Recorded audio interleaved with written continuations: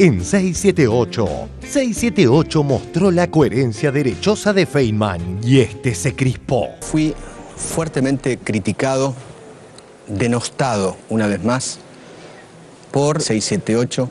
La crítica fue porque la semana pasada murieron 2 motochorros y yo dije 2 menos. Nico, tengo el dato de que el otro delincuente que estaba gravemente herido murió. 2 menos. 2 menos. A ver, los Barone, los Barragán, los Sandra Russo, periodistas militontos y los otros militontos que están en el programa, oficialistas de 678. Yo soy consecuente con mis ideas y lo voy a seguir siendo. Criminología mediática, violencia discursiva, demagogia punitiva y barbaridad se llama esto.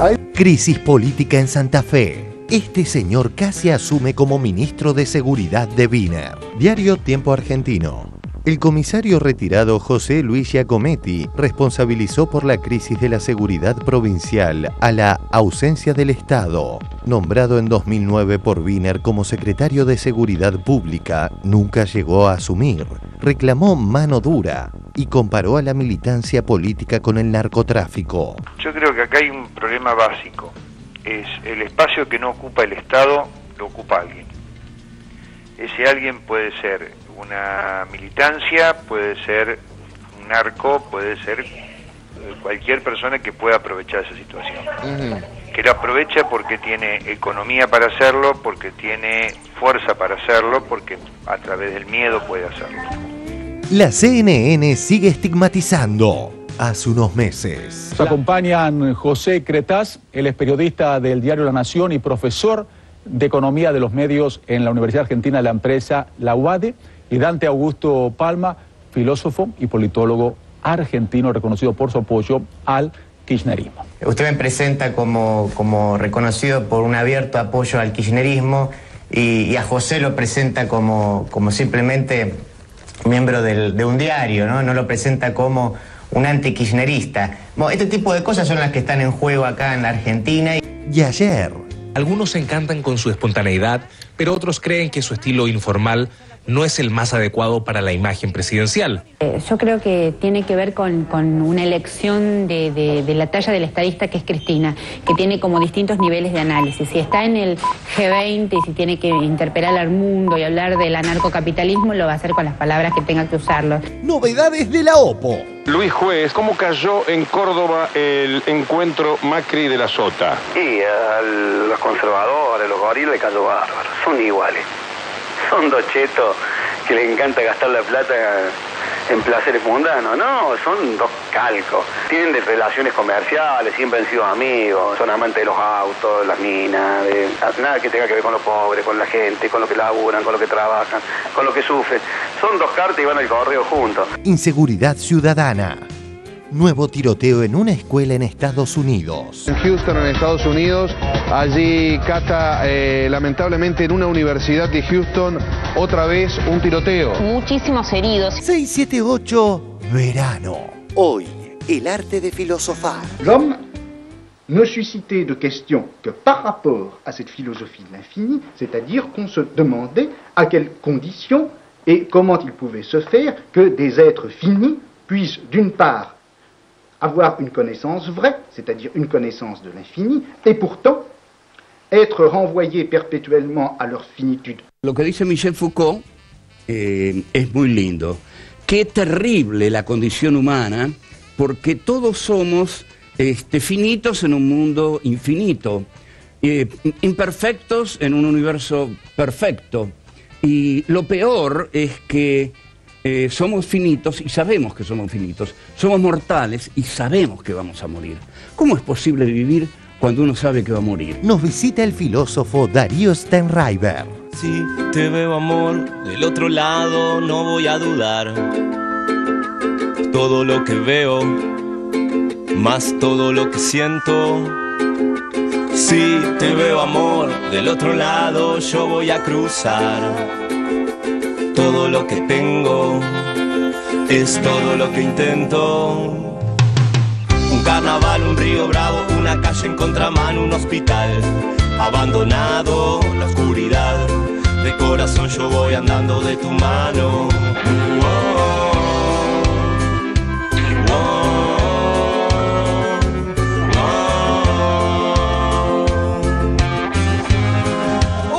Otro día de bellas noticias. 1.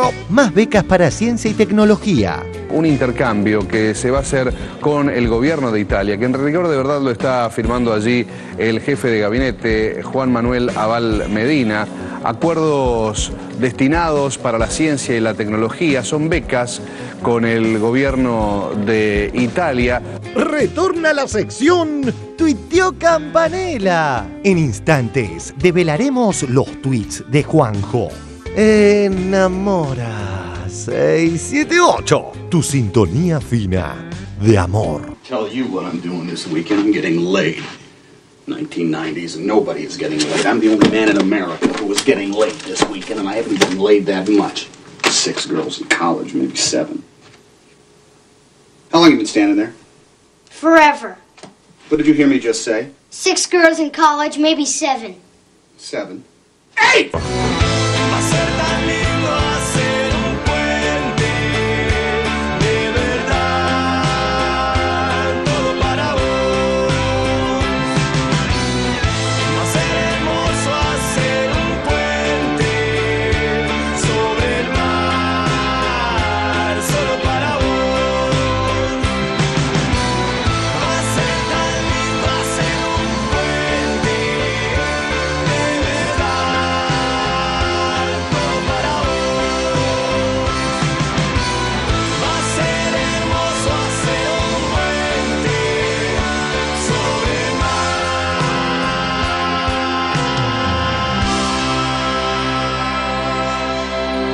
Si te veo amor del otro lado, no voy a dudar. Muy buenas noches, bienvenidos a este programa. No sé si vamos a cambiar la escenografía este año, pero cuídenla porque no se sabe justamente si la vamos a cambiar. Bueno, buenas noches gente del panel, señores, señoras. Hoy nos visita el señor Darío Steinreisberg, que es licenciado en filosofía, docente en Flaxo en la UBA, conduce y escribe los guiones y las ideas de Mentira la Verdad, programa que está nominado al Emmy Internacional. Emmy Kids. Emmy Kids. Sí. Y ahora se está yendo para allá, a Nueva York, para ver si le toca. Y vamos a ver, faltan unas semanas, pero bueno, está nominado el programa, así que vamos a ver si... ¿Y con quién competís? Competimos con la BBC de Londres, con la televisión coreana, holandesa. La verdad que es realmente inédito, ¿no? Que un programa del Ministerio de Educación, un programa de filosofía, digamos, pensado, digamos, como un programa más bien pedagógico, bueno, de alguna manera haya llegado a este lugar que premia la televisión comercial, ¿no? Generando también las tensiones, ¿no? De estar pensando en hacer una televisión cultural y de repente ser nominado por la televisión comercial. Interesante. Y todo esto sale por Canal Encuentro. ¿Y alguna pista para verlo, horarios más o menos? Sí, los jueves a las 20 horas. Los jueves a las 20 horas van saliendo los programas y con sus repeticiones. Perfecto. Y también estás presentando El amor al cine. Sí. Sí. ¿Son películas de amor? Sí, películas de amor. Miren, chicas, ¿sí? Sí. El filósofo. ¿Por qué miren, chicas? No, porque el filósofo siempre gana. ¿Por qué estudiaste filosofía? No me lo contestes ahora.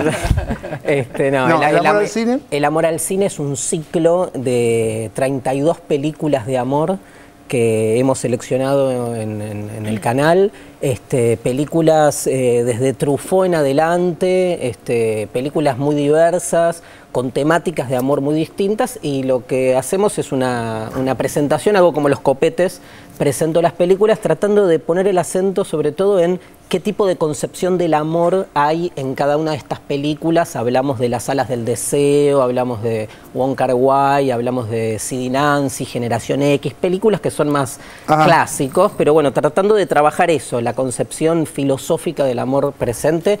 Esto va los domingos a las 10 de la noche.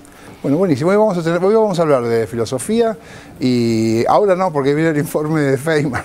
Que no. No el filósofo. No el filósofo, claro. Hay dos informes de Feynman. Uno de Eduardo, que nos contestó enojado porque había dicho una cosa, y a pesar de que Ibope nos dio creo que 0,00001% del rating, Feynman vio el programa y nos respondió de esta manera. Lo vemos. La coherencia de Feynman. El conductor se despachó contra 678. Los Barone, los Barragán, los Sandraruso, periodistas militontos y los otros militontos que están en el programa, oficialistas de 678. El domingo pasado exhibíamos la coherencia de derecha de Feynman, ya que a través de los años el lobista festeja la muerte de personas que estaban involucradas en delitos. Robo, persecución y muerte. 2 delincuentes escapaban de la policía luego de cometer un asalto y chocaron contra un colectivo en la esquina de Santa Fe y Montevideo. Uno de los malvivientes falleció, uno menos. Y el otro resultó gravemente herido. Vuelvo con Nicolás Feuerman. Nico, tengo el dato de que el otro delincuente que estaba gravemente herido murió. 2 menos. Y en el 2001... Bueno, Eduardo, tenías datos sobre el ladrón muerto. Sí, un delincuente. Uno menos. Que Dios me perdone, pero uno menos. Que Dios me perdone, pero uno menos. Esto sacó de quicio a Eduardo, quien dijo lo siguiente de nosotros. Fui fuertemente criticado, denostado una vez más, por los, periodistas militontos, oficialistas de 678. O me quedo con militontos solamente, periodistas no son. La verdad que son solamente propagandistas del modelo. Punto. Nada más que eso.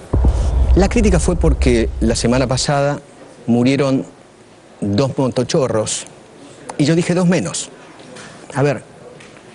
Es algo que yo vengo diciendo desde el año 2001, no es nuevo. Yo soy consecuente con mis ideas y lo voy a seguir siendo. Yo sé que para ustedes los Barone, los Barragán, los Sandraruso y los otros militontos que están en el programa, a ustedes les parecen trabajadores del delito. Yo sé que a ustedes les parecen trabajadores. A mí no, de ninguna manera. El maniqueísmo planteado por Feynman oculta el debate de fondo sobre el tema. Infonews. Zaffaroni. Los medios masivos instigan permanentemente a la venganza.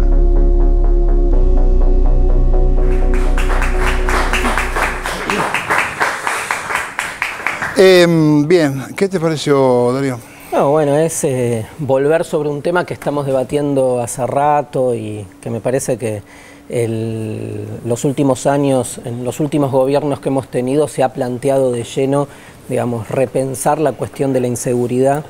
Me parece un debate necesario contra posturas que están como muy asentadas, que tienen sus lógicas, que tienen sus coherencias y que responden a modelos, a concepciones de lo humano, ¿no?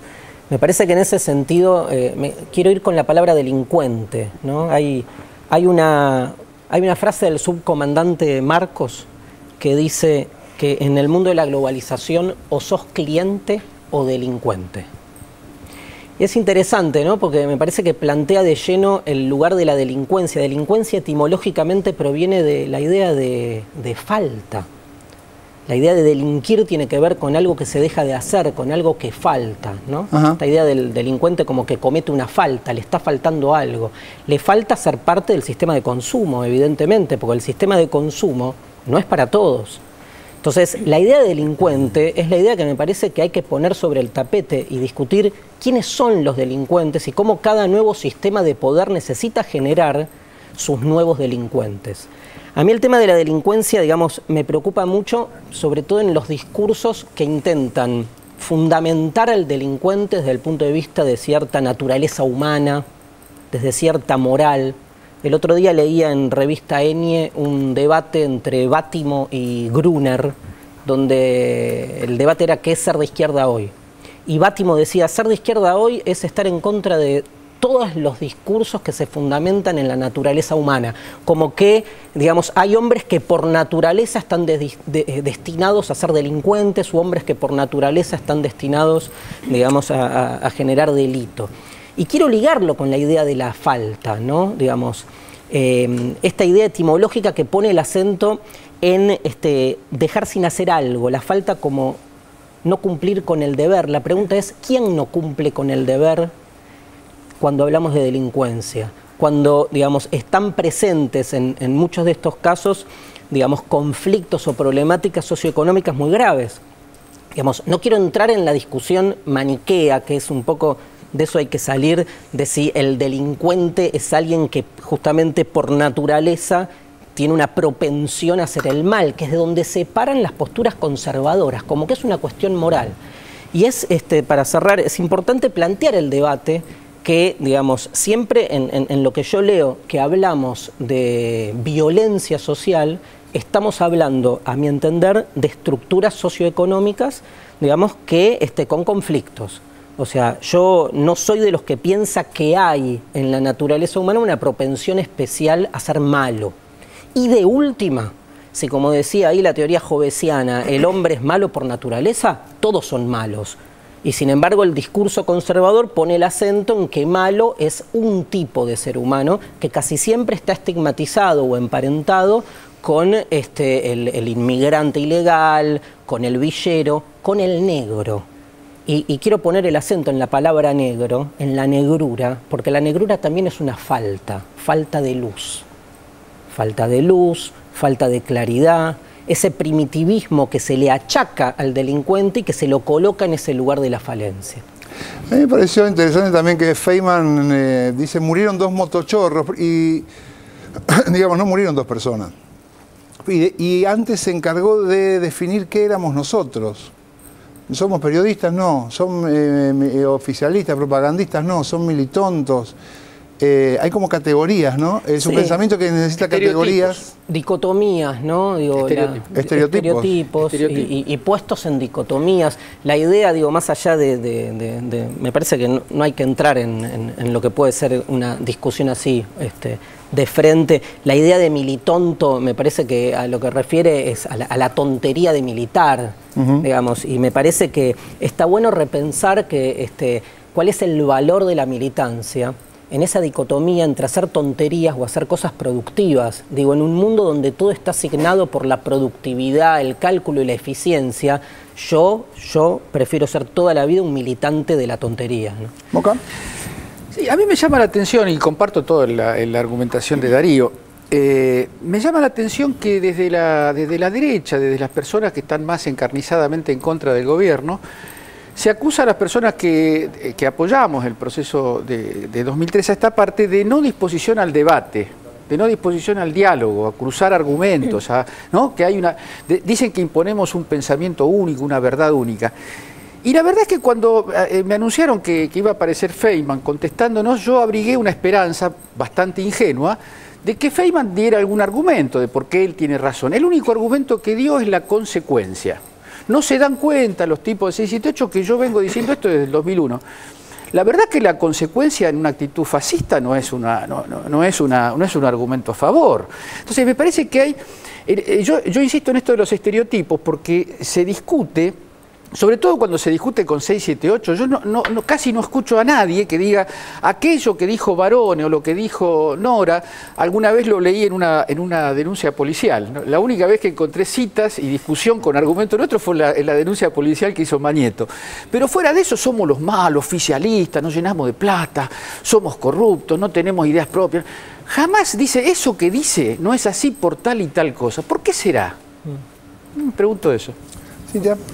Sí, la respuesta de Feynman, el insulto no es argumentación, con lo cual está invalidada cualquier cosa que él diga, porque son improperios con los que se llena la boca para justamente no argumentar. Me parece que lo que hace la barbaridad enorme de este periodista, yo creo que un comunicador que está frente a un micrófono, por supuesto que tiene la responsabilidad, pero él creo que es muy consciente de que el alto impacto que utiliza, creyendo que está simplificando la realidad y que la analiza desde esa simpleza, hace eje en un sector de la sociedad que consume ese discurso, y eso se traslada directamente en presión judicial. Los jueces se sienten muchas veces presionados, mal presionados, pero se hacen eco de esa presión y hay condenas irracionales, y por otro lado los discursos políticos de maquillaje, que esos discursos van hacia la mano dura. O sea, la palabra de Feynman desde esa barbaridad discursiva va directamente a una mirada de mano dura. Por suerte, ahora hay como hay una pared que se devuelve, porque este proyecto político entiende los procesos complejos del derecho penal. Hay que decirle a Feynman que no son motochorros, porque motochorro es un invento periodístico. Creo que fue el diario Clarín que impuso la palabra motochorro. No hay delito de autor, no se es asesino, sino que se comete un asesinato. Y yo no sé si esas personas que murieron eran o no trabajadores. Lo que sí sé es que son dos personas, y él da por cierto que eran delincuentes. ¿De dónde sabe él? Digo, tu análisis, Darío, le queda pero enormemente grande a Feynman. Primero, ¿de dónde sabe él que es delincuente? Está cerrando... Se está poniendo en el rol de policía, de fiscal, de juez, de tutor de la sociedad y de facho. Y de verdugo. Bueno, vamos a otro Feynman, uno que dice cosas inteligentes. Ya que estamos en verano, tenemos a dos tipos que estudiaron filosofía aquí. Así que vamos a este informe sobre filosofía que preparó la producción. Lo vemos. 678 Verano. El arte de filosofar. Siendo la segunda quincena de enero, buscando relajarnos un poco y aprovechando la presencia de nuestro amigo Darío Zeta, recordemos un excelente informe que realizara TVR sobre el rol de la filosofía. Hacer filosofía es una manera de pensar que busca fundamentar, llevar la pregunta a la máxima expresión, preguntar el porqué del porqué del porqué del porqué, y así al infinito. L'homme ne suscitait de questions que par rapport à cette philosophie de l'infini, c'est-à-dire qu'on se demandait à quelles conditions et comment il pouvait se faire que des êtres finis puissent d'une part avoir une connaissance vraie, c'est-à-dire une connaissance de l'infini, et pourtant être renvoyés perpétuellement à leur finitude. Lo que dice Michel Foucault es muy lindo. Qué terrible la condición humana, porque todos somos finitos en un mundo infinito, imperfectos en un universo perfecto. Y lo peor es que somos finitos y sabemos que somos finitos. Somos mortales y sabemos que vamos a morir. ¿Cómo es posible vivir cuando uno sabe que va a morir? Y tengo que sobrellevar mi vida con esa certeza dolorosa, profunda, y a pesar de todo tengo que seguir adelante sabiendo que esta película que me tiene como protagonista termina mal, porque el héroe muere, siempre muere, no hay final feliz. Eso es la vida. No hay un absoluto metalenguaje en el cual decidimos cuál lenguaje elegir. Nosotros hablamos diferentes lenguajes dependiendo de la situación en la cual estemos. Si jugamos al fútbol, aplicamos la regla del fútbol. And here come the Germans now, led by their skipper, Nobby Hegel. And here come the Greeks, led out by their veteran centre-half, Heraclitus. The referee, Mr. Confucius, checks his son, and they're off. Nietzsche and Hegel there. Karl Jaspers, number 7 on the outside, Wittgenstein there with him. And now it's the Greeks, Epicurus, Plotinus number 6. There's Archimedes. Socrates, there he is, Socrates. Socrates there, going through. There's the ball, there's the ball. ¿Y qué jugar bien? Ya estaba esperando la pregunta. Sí, bueno. En el barrio decíamos, vamos a ver a fulano que juega bien. Y no había que explicar nada, ya sabíamos lo que era jugar bien. No hace falta ser un filósofo. Parece ser que ahora tenés que ser Sócrates o Aristóteles para decir que es jugar bien. With just over a minute left, the replay on Tuesday looks absolutely vital. And there's Archimedes. And I think he's had an idea. Eureka! Archimedes, Socrates. Socrates back to Archimedes. Archimedes out to Heraclitus. He beats Hegel. Heraclitus, a little flick. Here he comes on the far post. Socrates is there. Socrates, there he's in. Socrates has scored. The Greeks are going mad. The Greeks are going mad. Socrates scores. But beautiful cross from Archimedes. The Germans are disputing it. Hegel is arguing that the reality is merely an a priori adjunct of non-naturalistic ethics. Kant, by the categorical imperative, is holding that ontologically exists only in the imagination. And Marx is claiming it was offside. Nosotros, te confieso, los intelectuales me rompen Yo no quiero ser un intelectual. Cuando me dicen un distinguido intelectual, digo, no, yo no soy un intelectual. Los intelectuales son los que divorcian la cabeza del cuerpo. Yo no quiero ser una cabeza que rueda por los caminos. Yo soy una persona, pero no un intelectual. Abominables personajes. Ya lo decía Goya, la razón genera monstruos. Cuidado con los que solamente razonan. Creo que Galeano nos hace un poco de trampa cuando habla de los intelectuales, porque él es un intelectual. El intelectual tiene un rol en la sociedad y me parece que lo que está diciendo Galeano es que ese rol tiene que ser asumido en un compromiso con la gente. Y la manito bien arriba haciendo palmas y can. Esta es la cumbia filosófica, no es pura metafísica, esto es cuestión de lógica. Este ritmo lo bailaban Demócrito y Platón, levantando las manos en pleno Partenón. ¿Cómo es eso del mito del eterno fracaso? Es un estudio contra el escepticismo, digamos. El mito del eterno fracaso trata de rebatir una teoría muy en boga en la Argentina, que dice que la Argentina va de fracaso en fracaso. Pienso que la resignación y el cinismo no conducen a nada, y le quitan digamos, al ser humano, por decirlo medio solemnemente, una de sus mejores condiciones, que es la de comprometerse, la de luchar por algo. Pienso que el voto directo de la gente va a obligar a la aparición de otros dirigentes políticos. Ahí coincido. Yo también quiero decirle a la gente que es importante que construya sus propias representaciones, que cuando tome una lista vea quién está y que decida en consecuencia. Y tercero, que a los que no están conformes, como tantísima gente está conforme, que por favor participe en donde sea, aunque sea fundando su propio partido político, pero que participe. Usted me perdona, me resulta un poco panglosiana su perspectiva, y porque es de un optimismo, por lo menos, que me desborda. Yo tengo la obligación, David, de ser optimista. ¿Perdón? ¿Sabes qué, David? Pienso que yo tengo la obligación de ser optimista. Por eso claro, yo tengo la obligación de ser pesimista y ser crítico. Porque soy intelectual crítico, pero yo soy una militante política y quiero cambiar las cosas. Y pienso que lo voy a poder hacer. ¿Y usted cree que no? Yo no. Y yo pienso que si no las puedo cambiar, me tengo que quedar en mi casa o dedicarme a otra cosa. Estoy en esto porque pienso que las puedo cambiar. El que no se resigna es alguien que todavía cree, tosudamente, obstinadamente, que puede transformar la historia. Que cotidianamente puede hacer algo para transformar una historia que vivimos en el modo del padecimiento, del sometimiento, de la deuda, del hambre, de la marginación. O sea, sería un optimista. No es tan fácil, pero podemos todo decir lo suyo que es muy un difícil, optimista. viejo. Sí, viejo, soy un filósofo, no te puedo dar. ¿Qué lo parió? Es un filósofo, claro, yo se me había olvidado de eso. No te olvides. Filósofo, viejo, un filósofo. Pero digamos que sí, en ese caso, este personaje que acabo de delinear, que se une a los demás creyendo que la historia puede ser transformable, es profundamente un optimista. Todos pensaban que era una pavada, hasta que Sócrates dijo, solo sé que no sé nada, yo solo sé que no sé nada.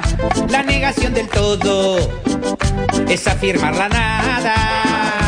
Yo solo sé que no sé nada, yo solo sé que pintó la reflexión. Yo solo sé que no sé nada. La negación de todo. Bueno, pintó la reflexión, Stanraiver. Qué bueno, ¿no? Bueno, es evidente que hay un tiempo en la Argentina y en el mundo de una, digamos, popularización del discurso filosófico que no hace más que recuperar el sentido originario de la filosofía. La filosofía nace en la calle en Atenas, nace en la calle a partir de repensar las cuestiones cotidianas o de poder generar frente a esa cotidianeidad abrumante un poco de reflexión. O sea, la filosofía nace a partir del asombro que produce una realidad que nos rodea, que se nos impone como con sus valores dominantes, como si las cosas fuesen de una única forma. Y por suerte lo humano, como decía muy bien Feynman, desde su propia finitud siempre tiene la capacidad de seguir preguntando. Nosotros tenemos un arma liberadora, que es la pregunta por el por qué. Porque a cualquier cosa que nos digan y la establezcan como una verdad definitiva, vos todavía podés a eso preguntarle por qué. Y ese por qué siempre abre. A mí, yo soy partidario, creo que Dante también, de una filosofía de la apertura. no de una filosofía que crea alcanzar su objetivo y establecer verdades definitivas. La filosofía justamente arranca en el lugar contrario de las certezas cotidianas, está todo el tiempo desmontando, desestructurando esas ideas que se nos presentan siempre interesadas, pero que ocultan su interés. Entonces me parece que esto de priorizar la pregunta, la respuesta, es lo propio de la filosofía, que no la hace ni un saber mejor, ni un saber diferente o en el sentido de más fundamental, como muchas veces se la creyó, ¿no? Porque la filosofía tiene que vérselas con su historia, con una historia, digamos, bastante dogmática, ¿no? de muchos filósofos o muchas corrientes que se colocaron en ese lugar. Hoy vivimos tiempos donde la filosofía se ha, digamos, ha implosionado, por decir así, y ha aceptado sus propios límites, y me parece que hay muchas líneas que ponen más el acento en esta capacidad del ser humano de seguir preguntando que de dar respuestas definitivas. Ese arma es un arma para mí invalorable. Dante. Sí, bueno, yo celebro eso, que en el prime time de la televisión pública podamos discutir y charlar estas cosas, eso por un lado, ¿no? Pero me parece que además el informe estaba bien porque toma ahí como una tensión que es clásica de la filosofía y que es algo así como esta idea de que la filosofía te lleva a la quietud, ¿no? Disociar la filosofía de la acción. Por ejemplo, cuando Feynman hablaba de los cínicos, ¿no? A mí el cinismo no me gusta. Dice, bueno, claro, está pensando, por ejemplo, en Diógenes el cínico, que es alguien que rechaza su participación pública. Cuando después, no me acuerdo quién era que decía, que hay una... creo que Galeano, cuando decía, bueno, hay como una disociación. Yo no quiero ser un intelectual porque eso me disocia el cuerpo del intelecto. Como decir, supuestamente el intelectual se la pasa pensando, sí, y la parte corporal es la parte de la acción que queda a un lado. Pero incluso en el video del partido de fútbol de los Monty Python, no sé si se logra notar, o por lo menos en realidad es una interpretación porque no está del todo claro, cuando llega el equipo griego y el equipo alemán y está por empezar el partido no empieza nunca, porque lo que yo entiendo es que se están preguntando por la cuestión del movimiento. O sea, ¿cómo puede ser que esa pelota que esté ahí empiece a moverse? Y lo lleva a la quietud. En buena parte del video están todos pensando a ver qué hacer, qué no hacer, hasta que uno dice eureka y arranca y hace el gol, ¿no? Y después también incluso la cuestión de la infinitud con la que habíamos arrancado, también es la cuestión que en algún sentido vinculada a la inmortalidad. ¿Y qué es eso? Es decir, hay un montón, pienso en Borges ahora, ¿no? ¿Cuántos cuentos trabaja la cuestión de la inmortalidad y cómo sería un hombre inmortal? Un hombre inmortal sería en realidad aquel que probablemente se quede quieto en la casa, porque justamente tiene todo el tiempo de la vida para hacer las cosas. Entonces también como la propia noción de finitud nos obliga también a salir y a accionar y a hacer y a participar. ¿Moca? Sí, yo quería... Darío, ¿querés contestar alguna cuestión? No, digo, pero básicamente... Darío igual se quiere quedar en la casa aunque sea finito. No, yo también. Perdón, Edgardo, básicamente agregar esto de que marca muy bien Dante de la inutilidad. Yo creo que el planteo está puesto ahí, en la inutilidad de la filosofía, ¿no? Hay una frase de Oscar Wilde sobre el arte que dice que el arte es básicamente... Todo arte es inútil. Todo arte es estrictamente inútil. Yo creo que la filosofía es un saber inútil, pero es un saber inútil porque interrumpe la utilidad como valor. Y no es poco, digamos, porque es tomar conciencia de que estamos totalmente arrojados a un mundo donde parece que solo las cosas que tienen sentido son las que sirven para algo. Y lo que hace la pregunta filosófica es interrumpir el sentido del servir. De la misma palabra servir viene servidumbre. No nos olvidemos, cuando todo sirve para algo también hay que preguntarse a quién le sirve. Entonces esta interrupción de la filosofía como inutilidad, bienvenida sea. Obviamente uno no puede vivir las 24 horas del día preguntándose, cuestionando todo, porque no daría un paso, ¿no? Hay un famoso relato de Platón que cuenta que el primer filósofo, Tales de Mileto, descubre la filosofía y se la pasaba todo el tiempo alucinado mirando para arriba, pero caminaba por su ciudad tan enganchado, mirando para arriba y asombrado y cuestionando todo, que se caían todos los pozos. Entonces Platón plantea esto de ¿para qué sirve la filosofía si no podés resolver la estupidez más elemental que es no caerte en un pozo? Ahora, claramente, solo el que mira para arriba ve por qué hay pozos. El mensaje de Aristóteles era: mirá los pozos, tales. Cuidado con los pozos. Cuidado con los baños. No, pero yo creo que es muy interesante que 6, 7, 8, aunque sea en verano, porque verano es donde uno se dedica a las cosas que no tienen ninguna importancia, nos pongamos a conversar de filosofía. Porque yo creo que hay algo que se nos va de las manos, que es que todo el tiempo estamos haciendo filosofía, todo el tiempo estamos actuando como intelectuales. Cuando uno mira, para dar un ejemplo de algo muy berreta que acabamos de ver, cuando Feynman, el otro, el botón, digamos, el policía, digamos, el policía periodista, dice lo que dice de los delincuentes, los motochorros, está esgrimiendo y exponiendo una filosofía pública, está exponiendo una filosofía, una concepción del hombre, una concepción del delito, una concepción del crimen, una concepción del orden.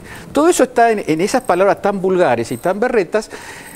En el caso de Feynman, especialmente berreta, otros son más sofisticados, pero digamos, todo lo que ocurre en el mundo, la crisis de Europa, el neoliberalismo, lo que ocurrió en la Argentina en el 2009, está penetrado de una mirada sobre el mundo.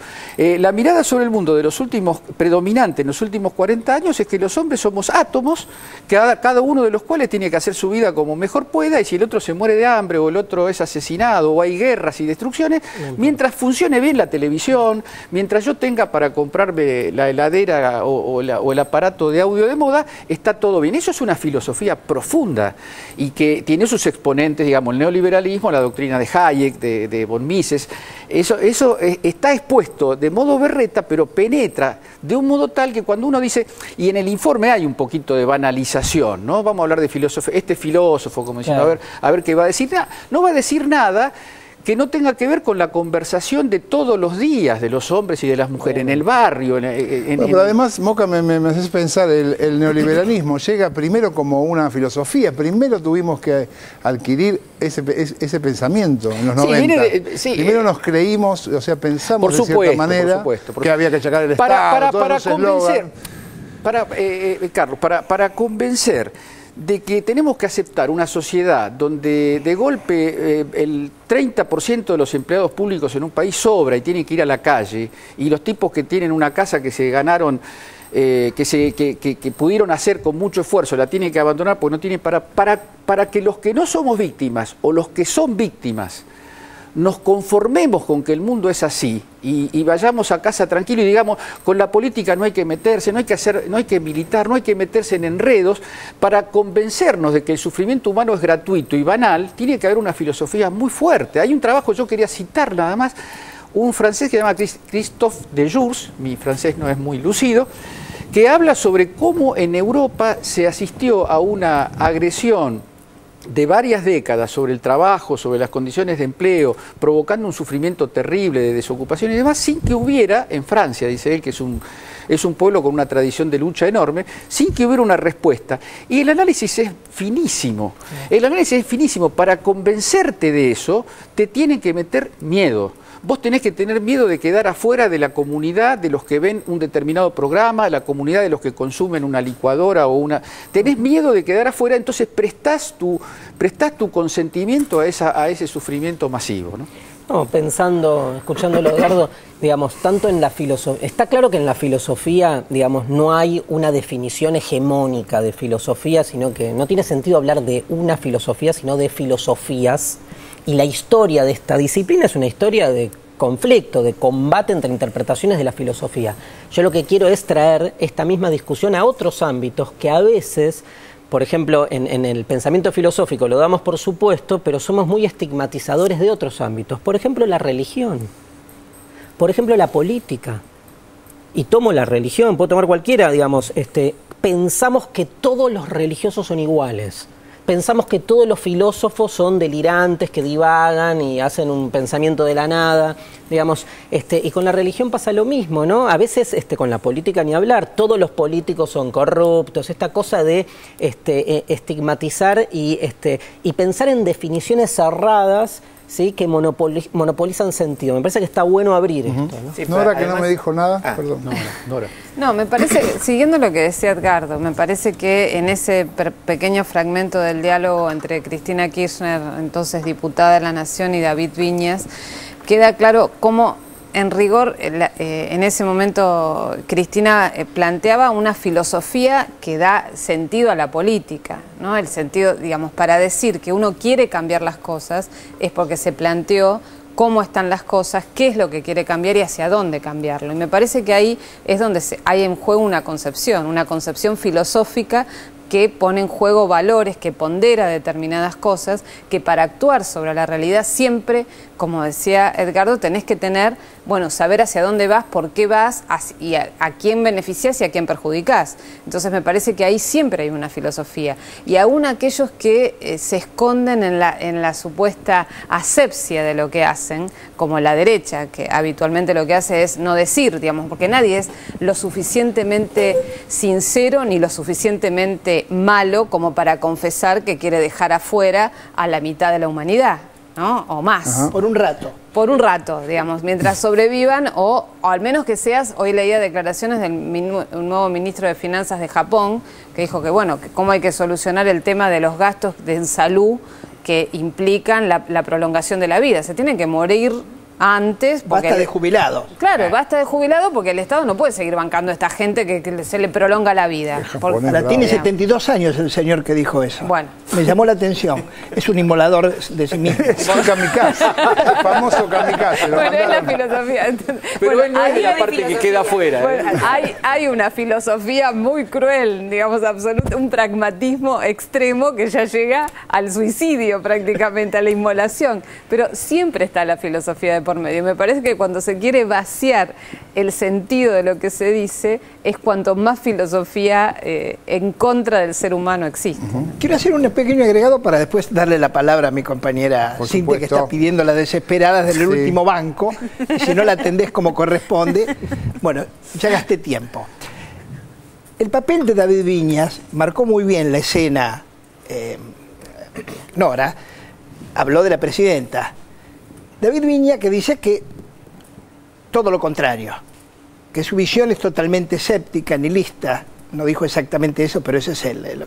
Entonces, la otra era la acción, que sacrifica con su voluntad, incluso con su esperanza.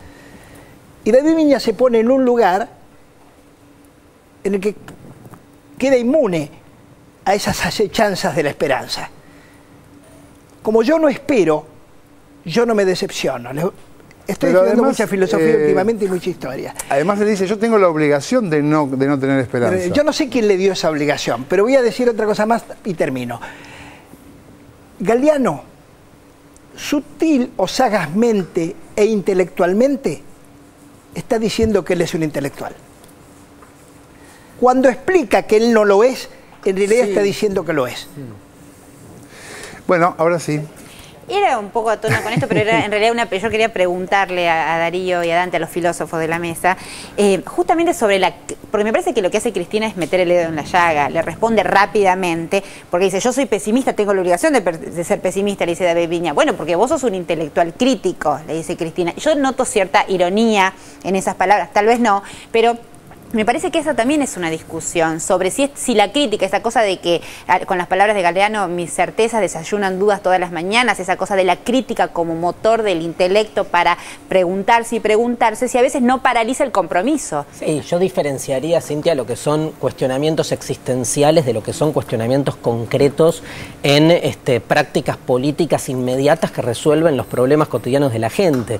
Me parece, volviendo a lo de Tales y los pozos, digamos, yo creo que a todos nos surge el cuestionamiento existencial y ese mar de dudas permanentemente en esta lógica que planteaba Feynman de nacemos para morir, ¿no? ¿Qué hacemos con esto? Otra cosa es después la ejecución de Pero un programa. Pero hay filósofos que se resguardan en eso, ¿no? Hay filósofos que se resguardan en eso y ponen para mí en cuestionamiento ahí la discusión entre optimismo y pesimismo. Me parece que no es clara, no hay que caer en dicotomía. Yo prefiero toda la vida un pesimismo sagaz, profundo, incluso, mira lo que te digo, constructivo, que el optimismo ingenuo que repite dogmas o publicidades o panfletos y termina siendo funcional al poder. Entonces ahí en esa pelea contra el poder, a veces ese optimismo termina siendo como demasiado chato, ¿no?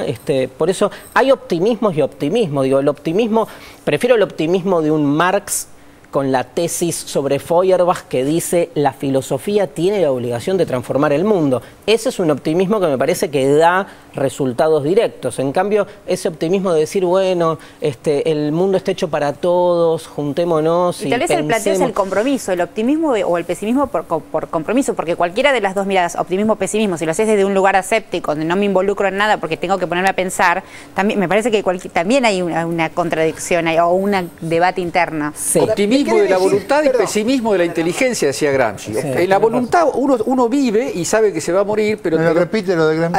Optimismo de la voluntad y pesimismo o escepticismo de la inteligencia. Y yo comparto enfáticamente esto que decía Darío recién. Ojo, porque la voluntad de transformar el mundo no es comprar un cuento de hadas, es cuestionarse todas las cosas por las que uno camina. Un chiquito varón que tengo que cambiar. Le pregunto al filósofo, al otro filósofo, al sociólogo. No les voy a dejar te agradezco a nadie, panelistas intelectuales. Vos preguntás que yo no les voy a dejar que contesten. Y a mí mismo y a Barragán. No el Barragán nombrado en ese... Yo soy el mismo que nombra ese. Soy uno. ¿Por qué los griegos de aquella Atenas de Sócrates llegaron a la Atenas de hoy? Bueno. Vamos en el próximo bloque. Tengo un minuto. Sí, nos vamos a una nueva sección que es Tuiteo Campanella. Vamos a ver lo que es muy interesante. Llega a 678, otra entrega de Tuiteo Campanella. Todas las mañanas en la reunión de producción nos preguntamos: buen día, chicos, ¿cómo va? Che, ¿tuiteó Campanella? Y cuando la respuesta es positiva, se genera una especie de jolgorio en la productora, porque realmente sentimos que los tweets de Juanpa suman para los debates que se están viviendo en la Argentina.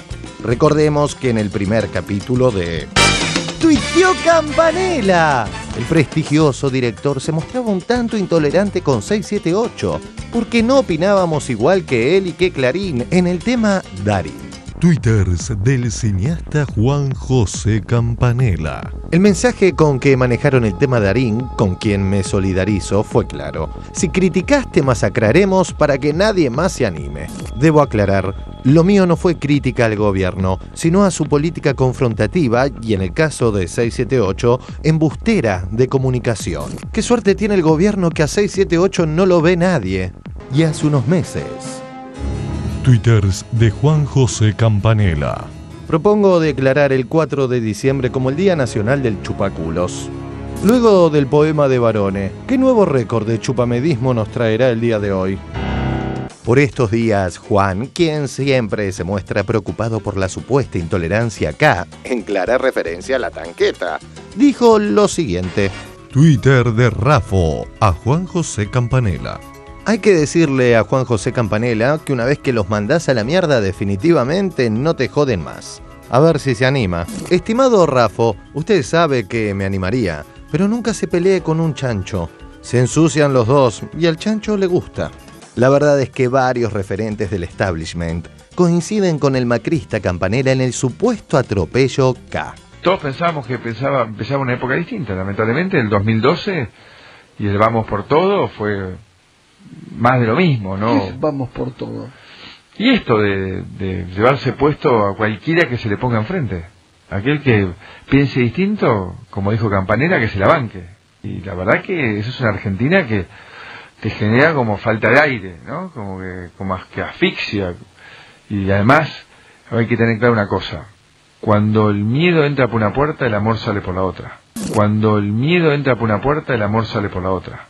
Twitter de Pepe L.A.Chef a Juan José Campanella. Te mando un abrazo. Tu enorme talento empequeñece aún más a la ya de por sí mediocre y anónima runfla que te ladra. Fuerza. Estimado Pepe, casi ni me entero. Apenas vuelo agresión, bloqueo y nunca más. Me quedan pocos. Muchísimas gracias por tu apoyo. En otro de sus tweets, Juanpa, para no quedar tan clarinista, se quiso hacer el amigo del falso Héctor Mañeto, quien en su respuesta se burló del director. Twitter de Juan José Campanella. Los que piensan que sigo ciertos humoristas por su filiación no saben mucho de mí ni de humor. También recomendé a @HE Mañeto, en referencia al falso Héctor Mañeto. Twitter de un falso Héctor Doctor Bañeto a Juan José Campanella.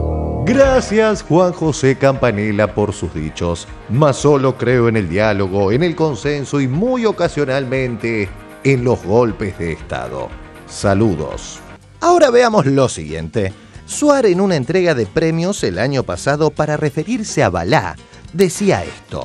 Un artista único, una persona que con solo decir algunas frases uno ya sabe quién es. Hay muy pocos artistas en la Argentina que uno dice, por ejemplo, qué gusto tiene la salsa. No me digan más nada, ya sé quién es. Así es, Chueco. Con decir tuiteó, hoy alcanza. Ya sabemos de quién se trata. En los últimos días el cineasta le dio tupido al pájaro. Twitters de Juan José Campanella. Hoy se cumplieron 30 años del fallecimiento de Arturo Illia, ex presidente de la Nación. Ya que es irrespetuoso preguntar cómo un presidente se hace multimillonario, quizás valdría la pena preguntar por qué Illia murió pobre. Interesante, pero incompleto. Sobre partidos proscriptos y rumbos de gobierno adoptados, el pájaro ni mu. No obstante, cada día lo queremos más al Campa. Pajarillo pardo en la carrera de San Bernardo, quedó tu nido seco y vacío, quizá algún niño ya lo robó.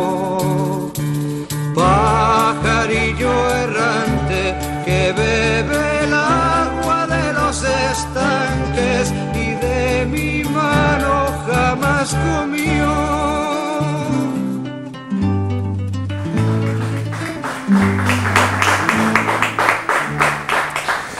Muy bien, bueno, yo noto en Campanella, que es un tipo muy simpático y talentoso, como una actitud muy discriminadora y no sé cómo decirlo, pero digamos, nos trata de cerdos, de runfla, de apenas los vuelos, nos trata de mierda, ¿no? De denigra, y en lugar de entrar en la discusión, digamos, se pone en el lugar de un señor que está limpio y en medio de un mundo, o por lo menos de parte de este mundo, donde todo está muy sucio, no como él. Y me parece una postura bastante complicada, ¿no? Lo que pasa es que transfiere un prestigio ganado en un territorio a otro territorio que, por cierto, le es bastante hostil, que es el del argumento político. Ver el secreto de sus ojos es una experiencia estética. Leer esos tweets es un dolor en el sentido no de que el tipo esté en contra de uno. Si el tipo dice, Moca, dijiste esto y yo en lugar de eso creo esto otro y vos no sabés nada, bueno, es interesantísimo que Campanella, un artista, un intelectual a su manera, ofrezca un espacio para conversar, para contradecir, para conflictuar. Eso me parece excelente. Ahora, el insulto me asombra un poquito, porque a veces cuando tipos como Campanella tienen un nivel de producción estética tan elevado, uno ingenuamente o no, confía en que el tipo exponga argumentos, que el tipo hable de frente con argumentos, y no hay ni un solo argumento, hay una cantidad, vos dijiste algunos, pero hay una cantidad de insultos sí, impresionante. Pobre, digo, la concepción de lo público, ¿no?, que tiene Campanella y otros artistas que creen que tuiteando están haciendo política, están interviniendo. Hablábamos de los filósofos antes, estos se creen que el ágora del siglo XXI es Twitter. Sí, y además, insisto, justamente si lo toman como un ágora, lo que uno tiene que pedir son argumentaciones. Porque en el ágora lo que uno hacía era persuadir al otro. Y había un auditorio enorme en el cual alguien se levantaba la voz y decía, a ver, ofrezco esto, esta es mi propuesta. No, me parece que... Ahora, ¿y qué pasa con la gente que muere pobre? Como Illia. La pregunta que es una pregunta... Es una pregunta que hago. Sí. Se la hago al filósofo. Sí, muere se pobre. Pregunta yo, ¿qué pasa con la gente que muere pobre? Hay un montón de gente que muere pobre. Pero es la misma lógica por la cual se revitaliza todo el tiempo a Mujica. Como si ese fuese un valor en sí. Digamos, morir pobre o tener poco dinero o vivir austeramente. Sí. Qué contradicción, ¿no? Porque Campanella no va a morir pobre. No, pero hay un encono ahí, no sé, eso nadie lo sabe. Seguramente ¿Cuál es el origen de la bronca? No sé, se me escapa eso. Digo, ¿cuál es? Esto debe haber empezado en algún momento. Es malo que Campanella, estoy pensando en forma simplista, como siempre va. Es malo que Campanella tuitee en contra del gobierno, en contra de personales. No, no. Me parece que tiene que hacer lo que se lo cuenta. La pregunta es, ¿nos desilusiona que alguien que tiene un cine popular, atractivo, un cine que encarna mucho de la sociedad argentina y que ha dado pruebas, sobre todo en Lunas de Avellaneda, una película elogiable de todo punto de vista por la gran interpretación y por la gran dirección, nos desilusiona que no participe de lo... O como dice Barragán, de una manera más tal vez descriptiva, lo que perturba es la forma insultante, irascible, enojada, cacerolera en que se expresa. Pero es un anecdotario. Es decir, yo creo que Campanella puede ser lo que quiera. A mí no, yo nunca pensé que podía votar a Cristina, podía no votarla. Nunca se me ocurrió. La verdad no se me ocurrió. Me bastó con ver las películas. Tampoco hay una relación, a veces, entre la riqueza de un personaje artístico y cuando se posa en la tierra. Ese traslado de la parte en donde él es mágico, o tiene un carisma, o tiene una ductilidad determinada, una vez que aterriza en los temas rupestres, naturales, de la política, de la sociedad, suele quedar mal, porque la distancia que hay no la sabe equilibrar. Es muy difícil alguien que desde la altura de un arte, de un deporte, no sé, de cualquier categoría, cuando empieza a hablar de los temas comunes, no te desilusiones, es muy difícil. Entonces me parece que con Campanella hay que tener no un manto de piedad, sino comprensión, que se saca la bronca con el Twitter y no con otras cosas. Yo creo que cada cual puede opinar lo que quiere y eso está claro y lo hemos dicho siempre. Y siempre. pueden insultarnos todos los días. Parece que nos pueden insultar. A mí yo me canso un poco de que me insulten todos los días. Todos estos tipos que no sé con qué derecho me insultan todos los días. A mí me aburre un poco. Quiero decir algo más, saltando esos insultos que claramente vos también tenés el derecho de ofenderte porque te insulten, pero parece que no sé si lo tengo. ¿Por qué ya que estamos en una mesa filosófica y tenemos preguntas, me pregunto por qué Campanella es un interlocutor válido para la arena política? Un poco lo que decía Edgardo, digamos, ¿por qué?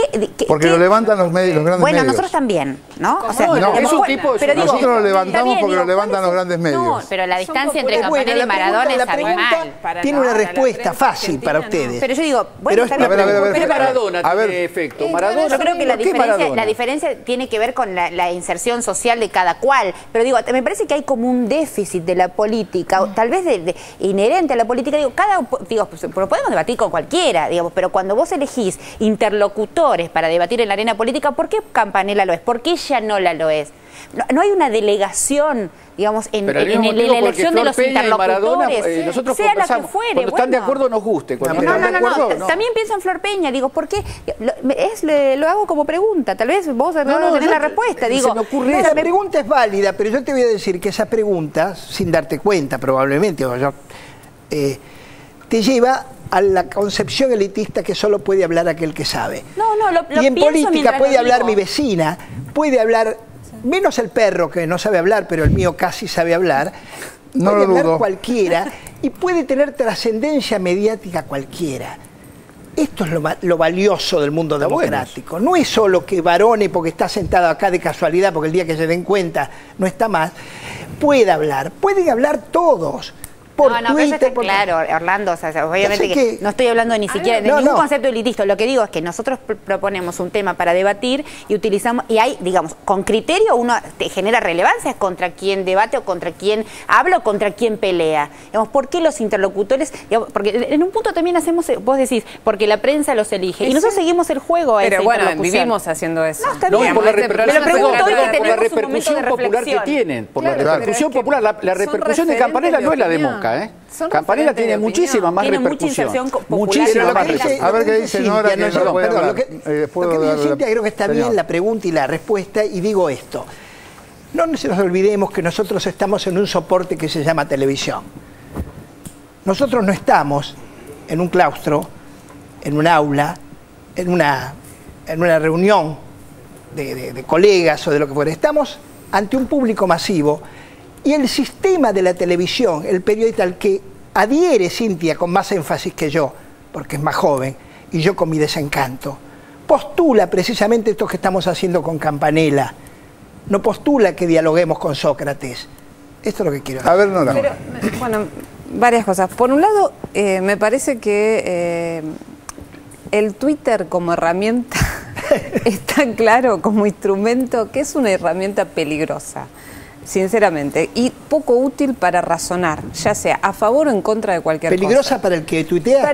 Peligrosa para el que tuitea porque es compulsivo, digamos, es lo que se te ocurre y lo escribiste y fue y a partir de eso se empieza a retuitear y se empieza a armar, digamos, en función de una impresión que tiene poco de elaborado, poco de meditado, se empieza a armar todo una bola de nieve que lleva a que hoy, por ejemplo, nosotros tengamos una sección que me parece muy ocurrente y que la verdad que se lo merece, lo ganó Campanella por el tenor de los Twitter que hace, pero que es eso, es lo que se le ocurre a un tipo conocido que refleja, me parece que se transforma en representativo del pensamiento de mucha gente que detesta al kirchnerismo. Así es. Y me parece que es por eso que es reproducido permanentemente y tiene su cantidad de seguidores que lo hacen representativo en un área que no tiene ningún saber particular Campanella. Campanella,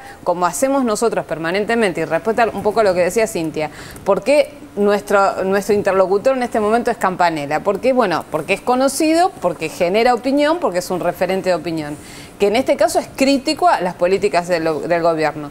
Otros referentes nuestros nos vivimos quejando porque no reproducen las opiniones del Indio Solari o de Charly García cuando le dice a la CNN que está de acuerdo, digamos. Entonces seamos coherentes nosotros también, digamos. Nosotros estamos de acuerdo que opinen los referentes populares, o no estamos de acuerdo con que opinen todos. Ahora, reivindicamos a los referentes populares cuando tienen una postura a favor del gobierno y criticamos a los referentes populares cuando critican al gobierno. Me parece que no era el espíritu de la pregunta, igual. No, eso es una interpretación independiente. Filosófica. Por supuesto. Ahora, a lo que voy, me parece que el tema de fondo es la falta de argumentos, porque cuando entras en la descalificación, y a mí lo que me llama mucho la atención, siguiendo un poco lo que hablábamos ayer, es esta cosa de nosotros somos los agresivos, ¿no? Formamos parte de esta especie de patota que vive violentando a la sociedad. Ahora nos viven insultando, todos nos insultan. Nosotros no insultamos a nadie, podemos criticar, pero insultar, no, de esa manera soez en que se repite. Nunca. Ahora, hay una palabra argumento, esto es tal vez para ustedes, para todos, es una pregunta. Argumento. Moca tiene una teoría y una posición tomada, dice que la derecha, al no tener argumentos, en general, no te estoy traduciendo, estoy simplemente pensando lo que yo escuché de vos, no hay argumentos y por eso se ven obligados a toda esa artillería de infundios, de injurias, de mentiras, porque no se atreve a discutir y a debatir porque no hay argumentos. Y yo creo que sí. No para refutarte, al contrario, para coincidir. Yo sé que tienen argumentos. El tipo que te pega una piña en la calle, cuando vos querés razonar, tiene un argumento, que es la piña. Ese es un argumento. No solo el argumento de la razón es el que vale. El argumento de la piña y del insulto es un argumento. Nosotros tenemos que darnos cuenta que ese es el argumento. Una piña es una piña. A ver, que me había pedido la palabra el hombre del apellido más largo de acá. De acá a varios kilómetros a la redonda. Me quedo con una cosita chiquita de toda esta discusión, que es el Twitter. Voy a defender al Twitter. Digamos, como tuitero... y voy a defender, más que defender, está claro que el lenguaje, Nora, del Twitter es un lenguaje, digamos, de la no argumentación, porque es imposible en 140 caracteres argumentar nada, y aquellos que se ponen a argumentar y tiran 200 tweets seguidos no los lee nadie. Desvirtúan. Ahora, yo creo que realmente las redes sociales están transformando los lenguajes, ¿no? Me acuerdo cuando estuvimos con Horacio González, apareció en otro contexto lo mismo. Me parece que hay nuevos lenguajes en el ágora pública que están presentes. Me parece que hay nuevas formas incluso de militancia, de hacer política, nuevas formas de vincularidad que se empiezan a dar a partir de la educación, a partir de la aparición de la irrupción de las nuevas tecnologías. Digamos, no quiero caer, digo yo, en esta cosa dicotómica de el Twitter es peligroso porque opaca el pensamiento. Yo creo que lo transforma. Pero es chicanero, lo que te sirve es para la chicana. Hay uso chicanero del Twitter como hay uso chicanero de la argumentación también. El uso chicanero para mí no es algo consustancial con el Twitter. Digamos, se puede tuitear, digamos, con un lenguaje poético, con un lenguaje filosófico, se puede tuitear generando un tipo de pregunta. Ahora, se puede usar el Twitter para violentar, pero como se puede usar, digamos, cualquier herramienta mediática para violentar. Yo lo que me parece que a veces, digamos, como que hay una animadversión, digamos, ante las nuevas tecnologías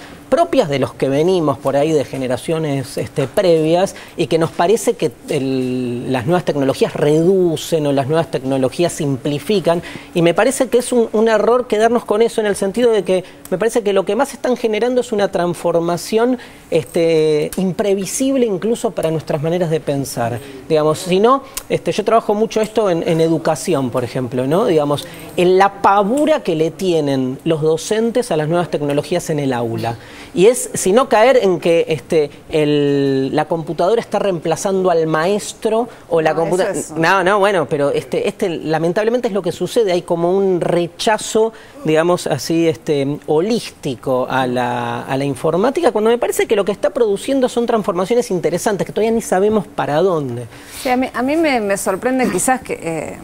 yo soy reacia a todo, la verdad, objetivamente a eso, pero me parece que, por ejemplo, cuento una anécdota chiquita personal porque digo, esto es como la consagración de la estupidez, ¿no? Está lindo el título. Sí. Bueno, resulta que iba un día en subte y un compañero de trabajo me tuitea, fulanito de tal dice que no lo saludaste, qué lástima, un periodista, ¿no? Qué lástima, antes era distinto, ¿no? Yo no tengo Twitter, me manda este chico un mensaje de texto, entonces le digo, no veo. Yo no veo a medio metro, no sé, no pensó eso. Entonces este flaco le dice, mirá, no ve, dice que no ve. Ahora, vos la viste, ¿por qué no la saludaste? Ah, claro, tenés razón. Ahora, todo esto por Twitter, ¿entendés? Que se entera medio mundo. No me estimula mucho a mí para el Twitter. Eso no, bueno, pero a lo que voy claro, es... todo esto es público, todo esto es ¿Por qué no te habló por teléfono? ¿Por qué no me dijo? No me tocó la espalda y me dijo, Nora, ¿por qué no me saludás? Ahora, todo esto pasó era una conspiración, ¿entendés? Era que yo no lo saludaba porque él trabaja en Clarín y yo estoy en este programa, entonces ahora, y para los que leen sus seguidores, siguiendo esa lógica, yo digo... Pero esto realmente es como decir, es eso, es la consagración de la estupidez. Si vos tenés 2 minutos para pensar, 2 minutos para pensar, la verdad no gastás tiempo en eso. Sí. Yo creo que eso que es verdad, que además hay siempre una resistencia hacia la nueva, digamos, a ver, cuando se pasó del lenguaje oral, digamos, pienso en los griegos otra vez, digamos, se le acusaba que, bueno, ahora que podíamos escribir, digamos, cuando Platón escribe los diálogos, le dicen, bueno, estás yendo contra la capacidad del hombre de la memoria. Ah, porque escribe. Estás afectando la memoria. Sí, pero yo no veo que se haya escrito ética a Nicomaqueo en los Twitter. Por ahora, yo confío en la profecía.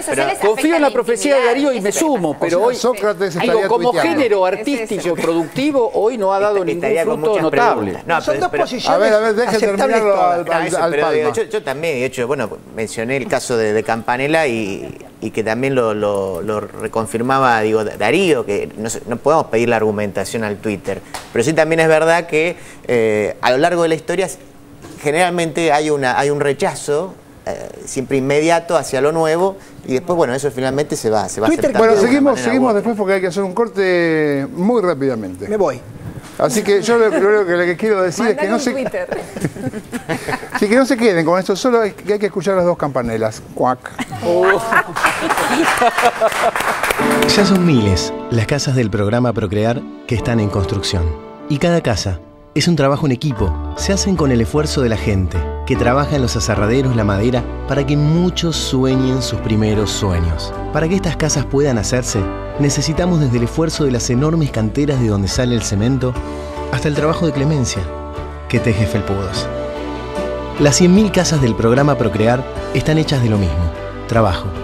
Y pronto van a generar miles de puestos de trabajo argentino que hacen que cada día crezcamos un poquito más.